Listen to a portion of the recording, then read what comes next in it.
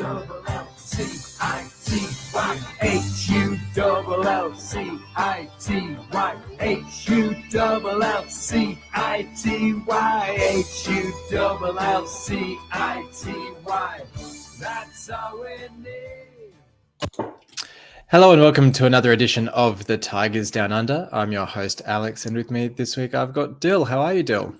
Good, mate. Doing good. After win on the weekend, feeling good about that. But yeah, how you doing? Yeah, very good. Yeah, absolutely. Nice to get. It's funny. You sort of get these games sometimes which feel very much like not must win, but like would be very significant to get the win. It sort of gets you a bit of momentum and everything like that, and it almost feels like quite often you kind of don't get that result and you kind of have to justify it and you go, oh, well, it's not so bad. We've got QPR next, like something. So it is nice to actually get the win and get the 3-point clean sheet as well. Very satisfying.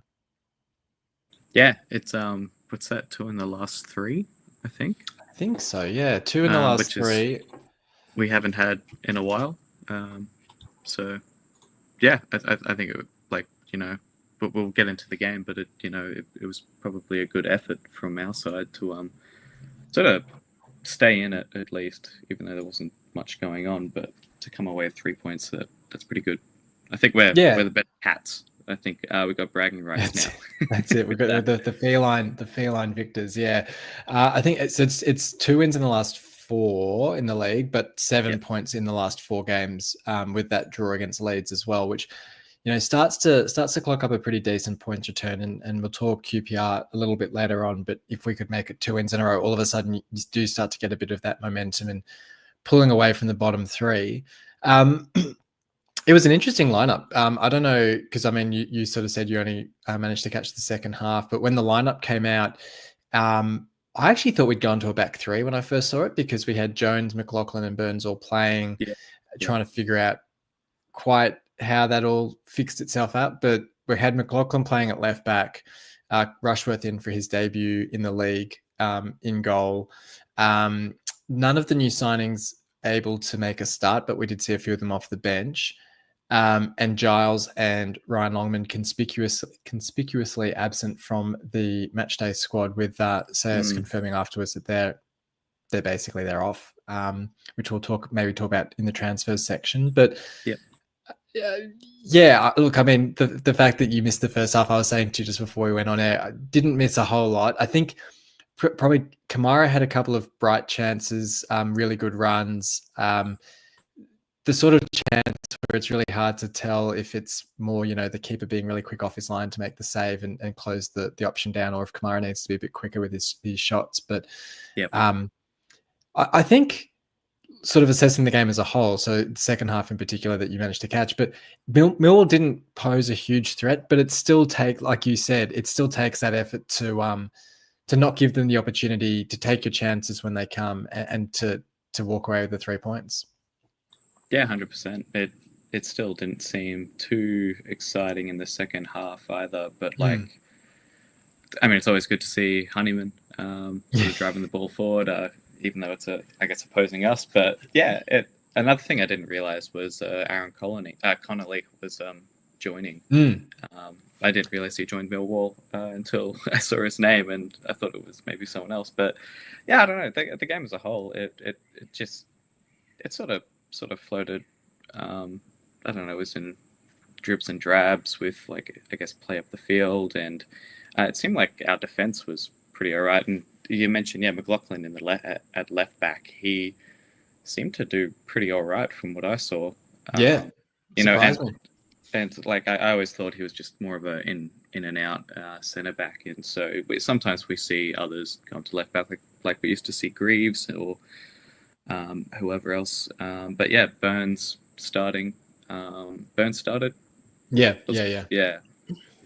Again, good to see him starting more. And I don't know. I don't have too much to say about how we went. No, that's it. It was pretty. It was funny actually, because we had Dan on last week talking about the FA Cup game, and I was sort of sitting there thinking, oh, we're not going to have too much to say about this. Like, there wasn't too much that went on, but we ended up having lots of different things to discuss and dissect. Yeah. But for this one, like you said, it just doesn't. I think in a way, I think taking sort of an overall look at the game, it actually says a lot, that because even though we didn't have any of the new signings starting, the fact that we were able to look so comfortable against it, admittedly, Millwall are starting to drop into that relegation battle, and they've just sold SA to Crystal Palace, and they've got a few other things going on. The fact that we were able to go toe to toe with them with essentially the squad that Volta had, and start to look at like a more coherent side, does sort of highlight just how well Selles has managed to develop and build the squad already, let alone with the new players coming in. Yeah, exactly. And, I think I was reading we might be seeing around 8, maybe up to 8 new players coming in over this transfer window. Sort of excited to see what he has to offer. But, I think that's it. Like, missed out. No, you go. Sorry, I was going to say I missed out on Coyle. I think injured. Yeah, that's right. Yeah, I saw the photo. Doesn't look fun. Grim. Yeah, it's interesting with him because I remember he had a busted rib or something last season and basically played through it, and you sort of question what it would take for him to miss a game. And I think Sayers said he not only got those slices, but he also twisted his ankle or knocked it in the challenge. So you wonder if maybe that would keep him out, because I reckon he'd staple it up and just try and play with those cuts if he could. That's I was going to say that as well. Like there must have been something more, because he would have just stapled that up and that's when he got, because it looked really innocuous at the time, and then he just stayed down. You're like, well, it's something serious, because Coyle doesn't stay down unless it's something serious. So hopefully, fingers crossed, it's nothing too bad for him. We've got Jez in the comments as well, just shouting out, 1,700 fans as well traveling is a pretty fair effort when you sort of consider not many wins this season, a pretty, decent trip down to Millwall, where we don't have the best of records. I think our last win there was in 2013 or something. So to get 1,700 traveling is pretty awesome, and good to see. And then, the debutants all came on, Gelhardt, Amrabat, which was a signing that kind of came out of nowhere, and Crooks as well, all got on. I don't know who. I mean, Gelhardt probably impressed me the most just in terms of his actual play and his composure. Like, he had that really good cross to, I think it was Slater, and he did well with like his I think he copped a yellow card at one point for a rugby tackle and things like that, going down at the right time to win a free kick and everything like that. So he seems maybe the most high energy of the three. But there's something about Amrabat I just love. Like, I think I said, like, he's just this big bodied sort of shithouse basically. Like, he just sort of throws himself around. Like, him and Pedro as a combo, I'm like, it's just like, the golden oldies, just like they've lost the pace, so they're just kind of going in hard on tackles and stuff. Like, it's just something nice to see. Yeah, love to see it. And because he's 37. He's 37, so he's one you could legit call an oldie, I reckon. Yep. Without being considering I'm the same age as Pedro, I don't love calling Pedro an oldie, but yeah. No, it's I guess. Well, it could be a recipe for disaster having them too. If given the right game, maybe against Stoke or something. But it's good to see that. Like, I think that he's probably at the point where he's obviously played that many games. Been around the championship. He'd also played. Had he played Premier League? Amrabat? Yeah, I think he played Premier League for Watford. Yeah, okay, yeah. So, I don't know, he's not saying that he's just in this league to have fun, but I think it says a lot more about him, because he could have easily joined a way lower, maybe League 2, lower National League, and have a little bit less stress, but it seems like he's still motivated enough, because you have to be motivated in, in the Championship. It's not... It's a bit more, I guess, maybe high octane compared to even Premier League sometimes, just because the skill level might not be as finessed, but like the effort levels, from what I saw transitioning from watching Premier League to Championship over the last 5 or so years, there's a lot more going on in terms of effort and people throwing themselves at each other, and the no VAR probably helps because there's less stoppages and. It's good to see, and good to see he's sort of gelling in the squad already. Yeah, from well, I what was can see. surprised actually that he even got minutes because I thought Yeah, I don't think he'd played since. I think he was in the Greek league and he hadn't played since November. So I thought yeah, maybe his fitness wouldn't be up to it. But I think Sayers said like he did a training session and not up to starting a game, but certainly looked at the right levels to be involved, which he did seem to be, which was really good to see. On the goal itself, I mean, touch of fortune being an own goal always is, but I thought really well worked from Slater. I mean, Slater had a few really good moments in that second Yeah. half of driving the ball up the field. This one where he basically, Kamara lays it off to him and he gets the ball across, aiming for Pedro, but goes in the back of the net. I don't know if there's too much to say about the goal. It was a bit of a scratchy one, but you it's take never a mistake. Yeah. But it's funny. Slater can score those, but he's had quite a few. I think he might have even had another one this game. Yeah, where not quite as bad, chance, but yeah, open chance sort of thing, and not fully open, but he's had that over the last couple of months. Just a few of those chances in front of goal that hasn't been able to capitalize on, but he can pull these out, even if he doesn't mean to. But yeah, he did look like he stood out to me in the second half, I think. But that's probably because it's a bit easier to keep your eyes on him when he's always driving the ball up the field, and that's just Slater to a T, is being able to just keep the game in momentum, even if it is a bit of a scratchy game. Like he's a bit similar to, I guess, Honeyman does that for that for Millwall. He was always driving the ball, and but I guess it felt like our defense, like you said, Jez, one of the comments, the defense looked better. I think it looked better, and if anything, it doesn't seem like it's an overnight thing. I mean, compared to the cup game wasn't fun, but the previous few games seem like we've been building on the defense, and so we're hopefully getting into that territory now where it seems to be a bit more consistent. And who knows what? I wonder what we'll do about the left back situation if Giles is going as well. But yeah, we can touch on that in a second too. Yeah, I realized I hadn't actually written down my votes. So I'm going to think of them live, and then we can talk transfers. But player that we haven't mentioned is Alzate, who I thought really ran the midfield as well. I thought he got my 3 votes. I thought he was terrific, and in a game where I think I saw the stat that most players had an average pass completion of 60%, and Alzate was running at 80%, and it was like he was just playing his own game where he was just just one of those players that looks like a class above everyone else on the pitch. I still don't know how we got him on a free transfer. I don't know why over the summer no one wanted to pick him up, or maybe I just struggled to believe that he's sort of sitting there going, no, I've got these offers from these clubs. I'm going to sit off and then I'm going to leap at joining Hull. And, I mean, we weren't in the relegation zone at that point, but, it's an odd move in that sense. So I don't quite know the story behind it, but as Alzado got my 3. I went Slater for the 2, like we were just saying. Thought he was really impressive in that second half and really grew into the game. And then I went McLaughlin for the 1. I thought, surprised me at left back, was really capable, really, he got up the field. He did a few really good things. So thought he deserved a vote there. What did you think? Yeah, I had Slater for 3, Alzate for 2, and I had Jones for 1. Was it Jones picked up the captain's band? He did when Koi went off. Yeah.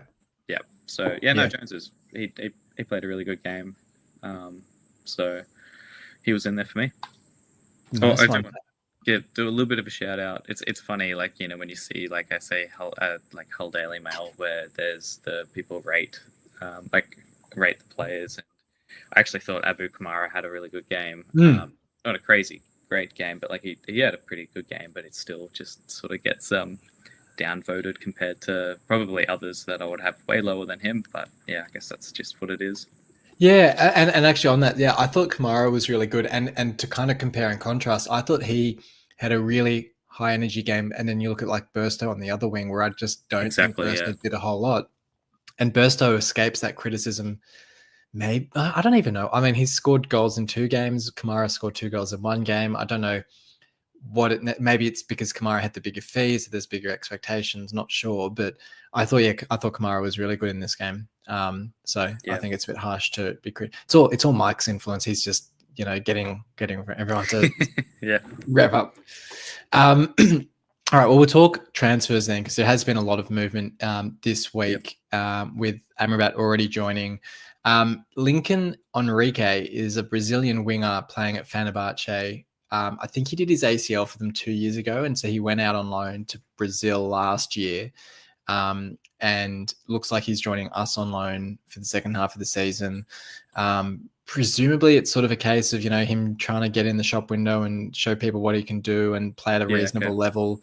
I'm sure there's an element of, Arjun sort of helping out his mates at Fenerbahce. And I sort of joked, there's almost like there's a rule that every year we have to bring in a player from Fenerbahce. Yeah. So that will certainly be an interesting one. Kyle Joseph's probably the big one from Blackpool, 2.5 million fee agreed for him. I think he's got something like 7 or 8 goals in 23 games, sort of thing like that. Yeah. Which is, pretty reasonable at that level. It would be certainly interesting to see sort of what the intention. I feel like 2.5 for a striker is a lot to spend in January. It's a bit of a gamble. And then the other one's Elliot Matacha, who apparently we've now agreed a fee for from Monaco. Defensive midfielder, sort of in the mold of like a Puerta or a Slater. But, another short sort of midfielder. I feel like we kind of like Crooks seem to be the right angle, being quite a tall midfielder. Yeah. And actually the last one was Sorba Thomas. It was apparently the winger that we've had a fee agreed for a while, but it sounds a bit complicated getting him out of his season-long loan at Nantes. So see if something happens there. But with those players, do you have any overwhelming thoughts on any of them? Nothing crazy. Like, Kyle Joseph, he's 23. So, and, I guess they always cost a little bit more when they're younger, especially around that 22, 23 age, just especially if they're sort of doing really well in their own leagues. But and I think Gelhardt, he's pretty young as well. Joe. Yeah, 22 maybe. 22, maybe he's 23 as well. I like seeing a good mix. Obviously, like we just signed a 37-year-old, but it's a nice average. It's a good average, but hopefully, more of these permanent deals. For the younger ones, it sort of means that they'll be sticking around, hopefully, for a while. Unless, and I think you might have even talked about this a while ago on the pod, where, if we can, to have a club in the championship, maybe within our stature, we sort of, in order to make money, we sort of do have to spend a bit of time in finding these young talent and developing talent, and then they obviously end up moving on. And I'm not saying that we developed Jaden Philogene, but like we definitely played I think Liam played a big role in him, obviously sparking up the world when he was. But it's hard to tell sometimes which of those players are going to do something similar, maybe not as good as Jaden, but like Lewis Potter was, he was around, he went through the ranks, but just younger players coming through, developing a bit more, and then I would hate to see them go, but I wonder if there is a bit more thought into that transfer process for players like them.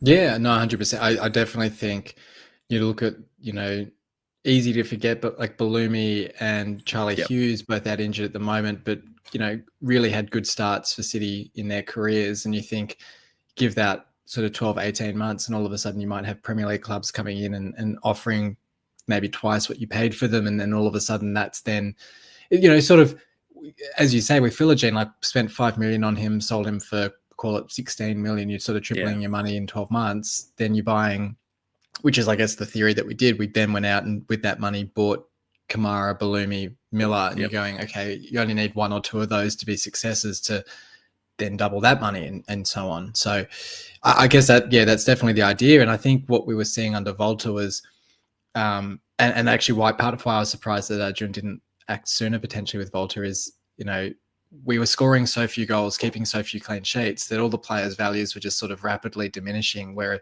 Sayers already coming in, you look at like a Burstow, you look at Kamara, you look at a few guys like that, where like they're suddenly looking so much better. It does give them that chance to develop and to kind of recover or earn the club even more money in the near future. Yeah, I didn't even think of that in terms of like performances. To win is obviously the ultimate goal, and building your club around winning is everything, including building up for the community and everything. But at the end of the day, it is a business in some aspect, and you do raise a good point where I wonder why Volta didn't go when he probably should have, because it does diminish the prices of these players, and it's not everything, but it does have to. A happy Ajun is a happy club, I think, and I'd like to keep him happy. I'm and it's probably a whole other podcast. I'm very curious to see what happens next season, because I do feel like we're now back onto this cycle that Rosenior came in when Shota was sacked, steadied the club, had a good season, and then was sacked after not making the playoffs. And I'm like, Sayers is kind of ticking off that first part of the Rosenior cycle of, we're going to hopefully, fingers crossed, stay up and solidify the club. Next season, who knows what's going to happen, how we kick on. But to an extent, I also hope that Ajun has learned a little bit from past experiences and maybe has a bit more patience with the project this time around, but that remains to be seen.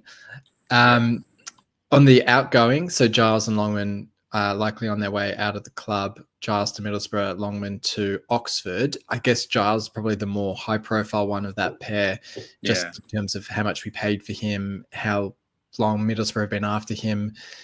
Your thoughts on his departure, hopes in terms of, fee that we can get for him, that sort of thing?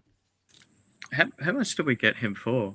I think it was like 4 million. So I'm like, did we get him from Middlesbrough? Luton, that's right. Yeah, another red club. I don't know. It's a hard one because I don't know what we're going to get for him, because he hasn't sort of, that's the thing. Players. He hasn't lived up to the 4 million that we spent, and I don't know. I wouldn't say he looks unhappy. It's just not clicking for him, and I don't think it has clicked for him for a little bit there. And I think when he first came, he looked pretty bright, and that was under Rosie. Yeah. And from memory, anyways, and then it just, I can't remember if he got injured, and then there was a bit of a form slump, and I think he got injured. I can't remember when it was, but then Jacob came in for him for a few games. But then even when he was fit, Jacob, I think, stayed in probably on the back of his good form. And I do wonder if there's an element of, obviously, I feel like there was probably an obligation to join in the summer from that loan deal. Probably had interest from Middlesbrough at the same time, and probably would have preferred to go there. And that's seen a bit of a drop off this year in his performances. So it's just I think it's just one of those things. It's going to be, it's one of those funny ones where I feel like he's worth more to Middlesbrough than his form at the moment, where like he clearly played quite well for them when he was there on loan. So I do wonder how strong our negotiating hand is. Like I'd hope that we're not sort of just sitting there going, we'll just take what we can get for him. I'd hope that we're sort of saying, well, you clearly want him. He's a valuable player to you guys. So like, I don't expect us to get the 4 million back, but I'd hope it's maybe in the region of 2 million. Maybe we say to them it's 1.5 and then it's another million if they go up in the next 2 years or something. I don't know, something like that. That'll certainly be an interesting one. Longman going to Oxford, it sounds as if they're paying, I mean, I think it was described as like a significant fee or a substantial fee. I don't know, with no disrespect to Oxford, I don't know if that means it's like 500,000 or if it means it's like 1 million. So, I think Longman was sort of a player of a certain era for us, like that. Even though he didn't play in League One for us, he does feel like he's in that group of players of like, hardworking, like, Grant McCann players of like that hardworking, good ethos, but just a little bit limited. Like Slater's still sort of in that, and Coyle is still sort of in that camp, but they sort of, they sort of have the level of ability to overcome that sort of tag. But I think Longman just didn't have the output necessarily to be successful at the level that we need to be at. Yeah, I think you're right. The consistency wasn't really there for all of it, and well, he didn't get as much game time as well, just because he sort of fell behind the pack. But yeah, it's always been good watching Longman, and every time it gets mentioned in the team sheet, it's always starting. It's a good day when that happens. So he does have a bit of that. And like you were saying, that he's part of that sort of squad, or maybe that era where, I don't know, just it seemed like he was a Hull City player, and he like brought those like a little bit of magic here and there, and like and he's got a good boot on him too, and like it didn't come all the time, but I think I'll miss him. Yeah. Maybe not as a regular starting player, but maybe just for the nostalgia, definitely from when I first started getting into Hull City. He was around. Yeah, there wouldn't be many players left from that time now. I mean, it's McLaughlin, Jones, Coyle, Slater is sort of it. Yeah.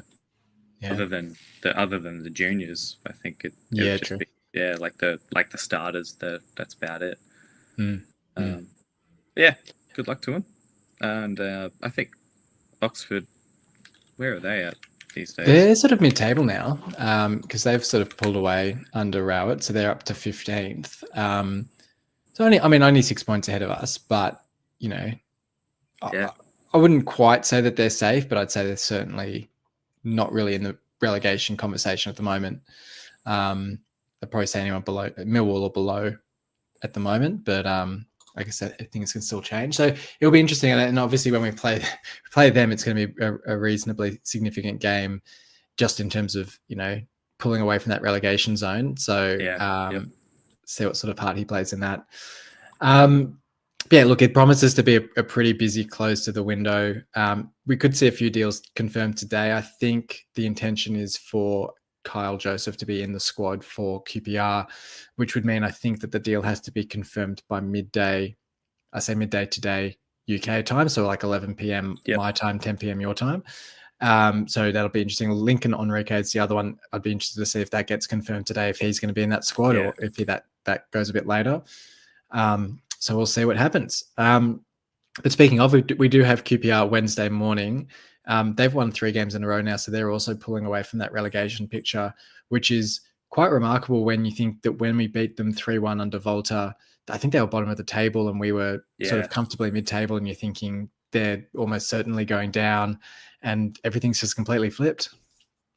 Yeah, you can't trust the first half of the season, can you? Before December. It's I think around now. I felt like it was coming a little bit earlier last season, where you start to see which teams are going to be fighting that relegation battle. But now I think like the true colours of the championship table is going to be coming out over the next month or two as we get closer to the end of the season. And QPR. Is it away? It's no, it's at home. Home, awesome. So hopefully we get a win. I'd like to see a win.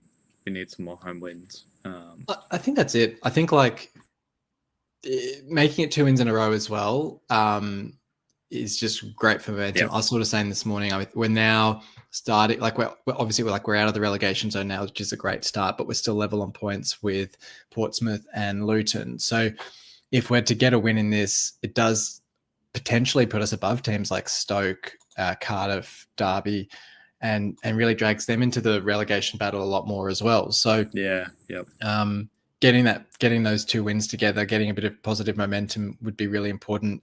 We'll talk Sheffield United shortly, but a much tougher test on the weekend, where I think if you're coming in off the back of that'd be 3 games unbeaten, including that game against Leeds, you'd have a whole lot more confidence in the squad to get a result. And obviously, a number of new signings, potentially you get a bit more opportunity to rotate the squad and really attack that Sheffield United fixture. We sort of need it as well, I guess, with Quayle, obviously, and the other remaining injuries. And do you know when Hughes could be back? Was it less than the others? Or? Yeah, I think he and Palmer were back around the same time, which was meant to be early next month, which could be like a week or so away, I guess. Forgot about Palmer for a second there. Yeah, I mean Palmer's he feels like he's one of those players where he's going to fall victim of the fact that he got injured at almost the worst time, because he got injured coming into the window where we went, okay, well, let's bring in 2-3 players in that sort of position where he'll get fit and kind of find that he doesn't have that spot in the team anymore almost. Which I mean, we sort of talk about like the recruitment under Adjourn's been very haphazard, where you sort of think the number of players that we've signed where 12 months later we're looking to get rid of them is reasonably crazy. Like, it does feel like we're not seeing a settled squad. And like you said before, it's good that we're seeing a number of players coming in on permanent, so hopefully they will be around for a while.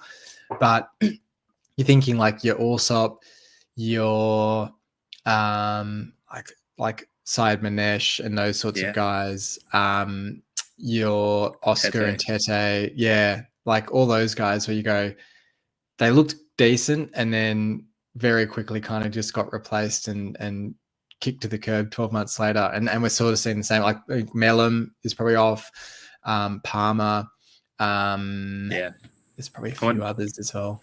I wonder if you see it more with players coming in from other leagues rather than like championship players too.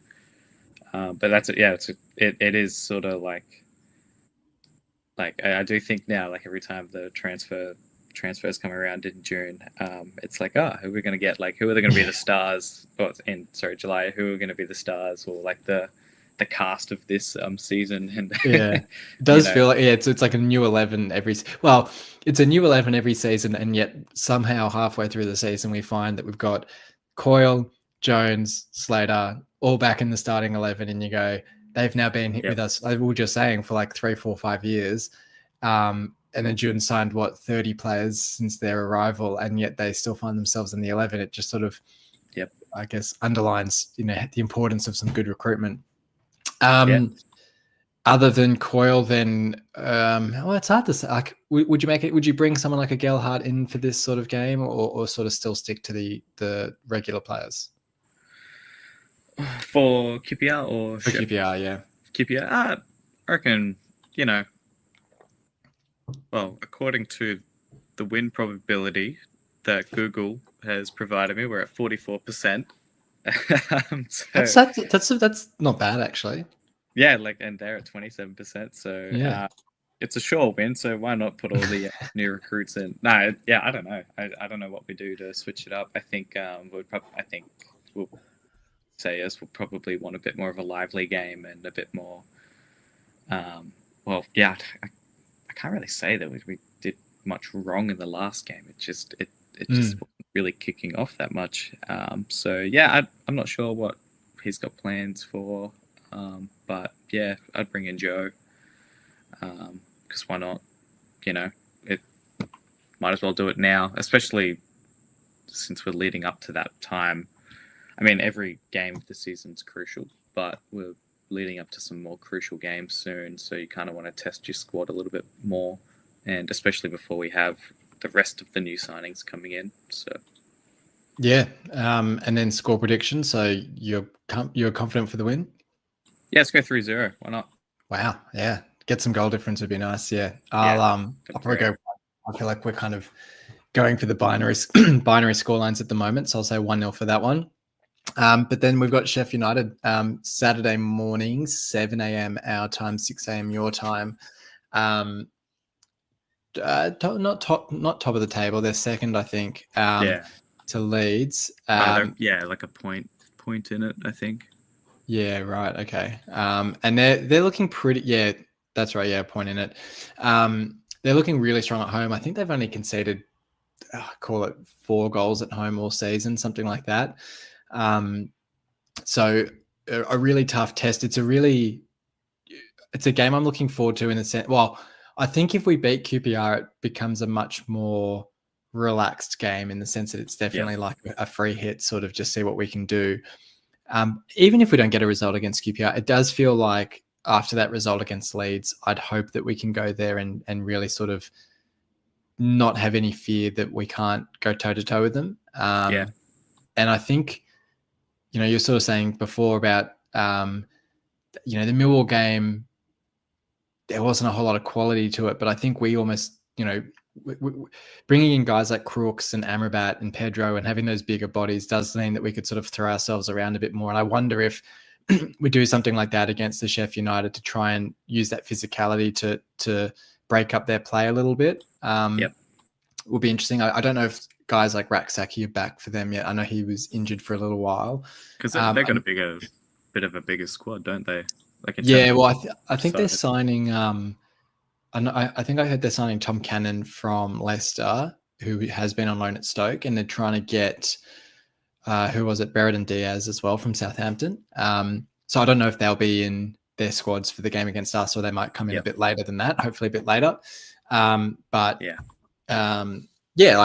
Moore up forward for them is a big sort of strong centre half anyway. So if you've got like you McLaughlin and Jones to double up on him potentially, or Burns as well, who I think's looked pretty good. Yeah, Burns is he's pretty tall. Yeah. So I think that's a game I'm less hanging my hat on for a result, I think, but I think anything out of that's sort of a bonus, I guess. Yeah, I'm gonna be going 1-1 on that one. 1-1. I'll take that. And yeah, hopefully we get a awesome game out of that, like we did Leeds. That was fun. Yeah, absolutely. It's good to win, obviously, but I'm enjoying the football under Sayers so far. I think that's it. Like it's such a weird one because even with the Millwall game, like not a whole lot happened, but we just feel a lot more competitive. It feels like it's much more enjoyable from that perspective to watch us, where it does feel like, we're sort of creating a bit more, where we're in games a lot more. And the longer that Millwall game on, the more it felt like, if there's going to be a goal, it'll be us scoring. So hopefully we can just sort of continue that mentality and keep picking up the points. It's a shame. I keep saying it's a shame that we didn't make that change sooner with Volta, because I do think if we'd made the change after, say, that Oxford loss instead, which was maybe 3, 4, 5 games earlier, maybe there's still something to be redeemed from the season. I think it's definitely too late now for any sort of joke about the playoffs. But all we can do, I think, is really just I think what the way we need to be looking at the rest of the season is just almost like a big advertisement to potential players in the summer to say, this is the way we want to play. This is how good we can be under Sayers, and come help us achieve our aims for next season. Yep, 100%. I like that. So we'll see how we go. But look, that's about it for today. Hopefully we see a few signings announced tonight, just to keep the squad ticking over. And hopefully we can come away with at least 4 points from these next 2 games. Would be nice if we can do that, stay undefeated. Yeah, that'd chuck us up around 16th, 17th, 18th mark. Yeah. It'd be awesome. We'd start to get a bit of breathing room, feel a bit more comfortable, and go from there. But look, thank you for joining me for this one, Dill. Cheers, mate. Thank you for having me. No problem. And thanks everyone for listening in. Until next time, come on, City.